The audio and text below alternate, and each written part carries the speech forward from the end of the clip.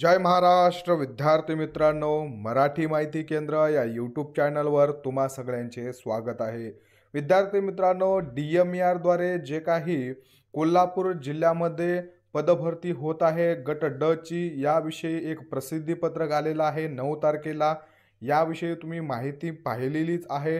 ही माहिती प्रसिद्ध होऊन जवळपास 2-3 दिवस झालेले आहेत। माझं शेड्यूल सध्या खूपच बिझी असल्यामुळं मी तुमच्यापर्यंत ही माहिती लवकर पोहोचवू शकलो नाही। ही माहिती तुमच्यापर्यंत पोहोचलेली असेल, कदाचित तुम्ही हा व्हिडिओ किंवा ही PDF पाहिलेली असेल।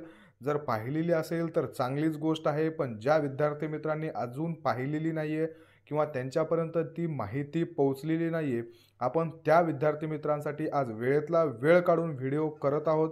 त्यामुळे व्हिडिओ शेवटपर्यंत नक्की बघा आणि तुम्ही चॅनलवर नवीन असाल तर सबस्क्राइब करायला विसरू नका। विद्यार्थी मित्रांनो, एक जे पदभरती आहे ही प्रसिद्ध झाली होती गट ड ची। वैद्यकीय शिक्षण आणि औषधी द्रव्ये म्हणजे जो काही DMER विभाग आहे, या DMER विभागा थ्रू राजश्री छत्रपती शाहू महाराज हे शासकीय वैद्यकीय महाविद्यालय आहे आणि त्याचबरोबर छत्रपती प्रमिलाराजे सर्वोच्च रुग्णालय जे आहे यांच्यामध्ये गट ड ची पदभरती होणार होती। 31 तारखेला या फॉर्म भरायचे होते लास्टमध्ये, पण ते आचारसंहिता असल्यामुळं ते कॅन्सल करून नवीन तारीख जी आहे ती देण्यात आलेली आहे। 9 तारखेला याचं प्रसिद्धी पत्रक जे आहे ते जाहीर करण्यात आलेलं आहे।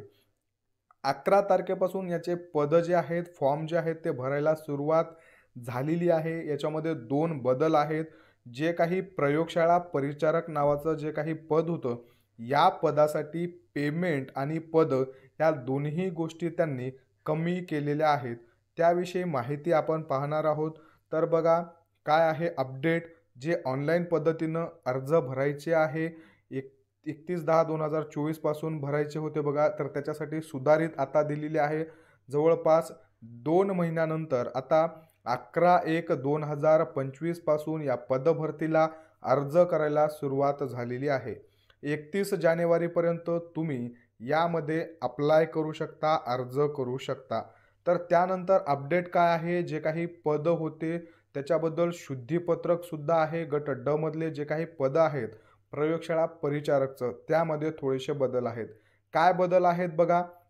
राजश्री छत्रपती शाहू महाराज शासकीय वैद्यकीय महाविद्यालय व त्याला संलग्न जे आहे ते छत्रपती प्रमिलाराजे सर्वोच्च रुग्णालय कोल्हापूर, या दोन्ही ज्या संस्था आहेत त्या संस्थांमध्ये सरळ सेवेच्या कोट्यामध्ये जे काही पद आहेत, वेगवेगळे पद जेवढे काही पद मंजूर होत असतात, त्या मंजूर पदांमध्ये पदोन्नतीने पद भरले जात असतात आणि त्यानंतर भरले जात असतात पद हे सरळ सेवेने।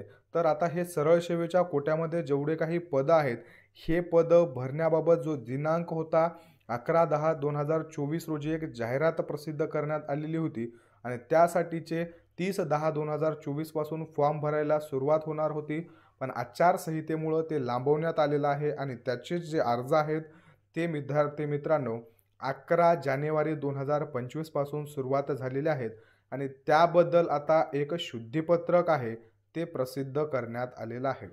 प्रयोगशाळा परिचारक हे जे काही पद आहे त्या पदानंतर तुम्हाला थोड्या दिवसाच्या सर्व्हिस नंतर प्रयोगशाळा असिस्टंट म्हणजेच प्रयोगशाळा सहाय्यक लॅबोरेटरी असिस्टंट या पदासाठी नियुक्ती होते किंवा प्रमोशन होतं आणि त्यानंतर फायनली तुमचं लॅब टेक्निशियन म्हणजेच तुमचं प्रयोगशाळा वैज्ञानिक अधिकारी या पदावरती सुद्धा प्रमोशन होत असतं।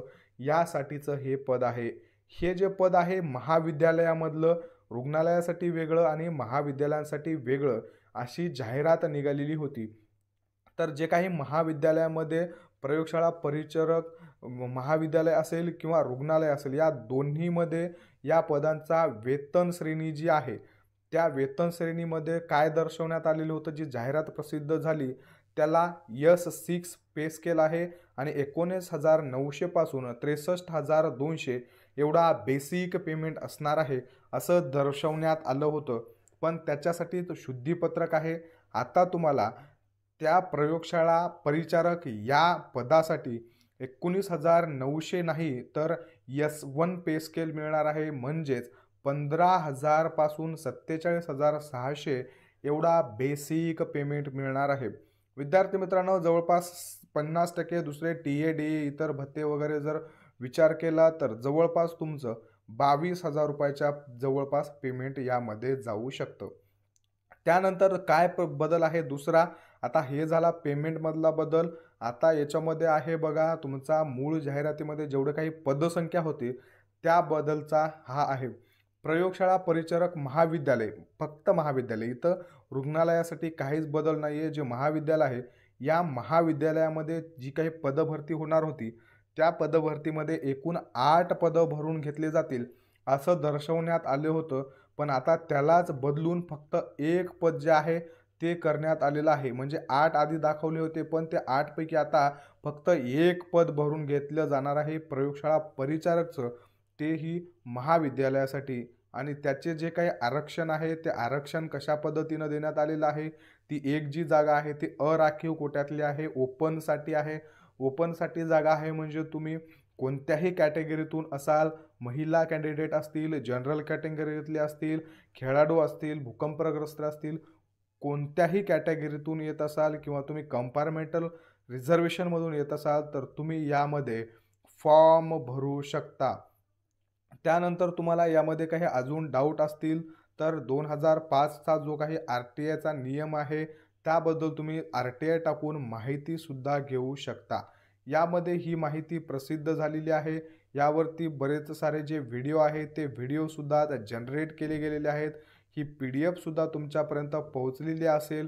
माझ्यापर्यंतसुद्धा पोहोचलेली होती, पण काही कारणास्तव मी खूप सध्या शेड्यूल बिझी असल्यामुळं तुम्हाला ही माहिती देऊ शकलो नाही. त्याबद्दल तुम्हा सगळ्यांची मी माफी मागू इच्छित आहे. आणि आत्ता यानंतर आपण रेग्युलर रूटीनमध्ये व्हिडिओ टाकण्याचा प्रयत्न करणार आहोत. विद्यार्थी मित्रांनो, या पदभरतीनंतर एम्समध्ये सुद्धा पदभरती निघालेली आहे. आरोग्य विभागाची जे काही एम्समध्ये पदभरती आहे, यामध्ये तुमचं लॅब टेक्निशियन असेल, अधिपरिचारिका असतील, औषध निर्माता असेल, असे वेगवेगळे खूप सारे पदं आहेत. ती PDF तुमच्यापर्यंत पोहोचलेली असेल. तुम्ही खूप सारे त्याबद्दल व्हिडिओसुद्धा पाहिलेले असतील. पण विद्यार्थी मित्रांनो, खूप सारे कन्फ्युजन आहेत.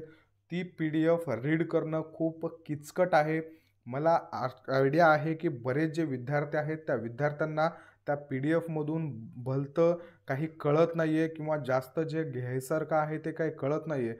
त्यामुळं आपण त्या PDFला पूर्ण एक्सप्लेन करणार आहोत उद्याच्या व्हिडिओमध्ये. उद्याच्या व्हिडिओमध्ये मी तुम्हाला सगळ्या गोष्टी क्लिअर करून सांगेल. आपण इझिली समजून घेऊ आणि तुम्ही कोणत्या क्वालिफिकेशनवरती कोणत्या पदासाठी अप्लाय करू शकता किंवा तुमच्याकडं आता जे पद आहे त्या पदावर तुम्ही कोणत्या पदासाठी तुमच्या क्वालिफिकेशनवर कोणत्या पदासाठी अप्लाय करू शकता, याबद्दलसुद्धा आपण त्यामध्ये डिटेल्समध्ये माहिती पाहू. विद्यार्थी मित्रांनो, त्याचबरोबर अजून एक पदभरती पडलेली आहे जवळपास. त्यामध्ये सुद्धा किती आकृतिबंध आलेला आहे त्या पदांसाठीचा, तो आकृतिबंधसुद्धा आपण लवकरच पाहणार आहोत. आता मी प्रयत्न करेल रोज आपल्यापर्यंत माहिती पोहोचवण्याची आणि रोज व्हिडिओ घेण्याचा आपण पूर्ण प्रयत्न करून ही जे आपलं रूटीनमधलं आहे तुमच्यापर्यंत पदभरतीची माहिती पोहोचवण्याचं जे काही काम ते आता पुढं ठेवण्याचं मी नक्की प्रयत्न कराल. विद्यार्थी मित्रांनो, तुम्ही जर चॅनलवरती नवीन असाल तर सबस्क्राईब करा. तुम्हाला माहिती दिलेली आवडली असेल तर लाईक करायला विसरू नका. तुमचे काही प्रश्न असतील तर कमेंट बॉक्समध्ये नक्की विचारा. त्याबरोबर खाली डिस्क्रिप्शन बॉक्समध्ये माझा WhatsApp नंबर दिलेला आहे. तुम्हाला काही प्रश्न असतील तर तुम्ही तिथं विचारू शकता. आपली Instagram ID आहे, तिथंसुद्धा तुम्ही मला मेसेज करू शकता. विद्यार्थी मित्रांनो, तुमचे सगळे डाऊट्स क्लिअर करून घ्या. तुम्ही बिनधास्त मेसेज करा. तुम्हाला एक विनंती आहे, WhatsAppला कॉल करू नका, फक्त मेसेज करा. आणि सगळे PDF नोट्स मिळवण्यासाठी टेलिग्राम चॅनल नक्की जॉईन करा. धन्यवाद.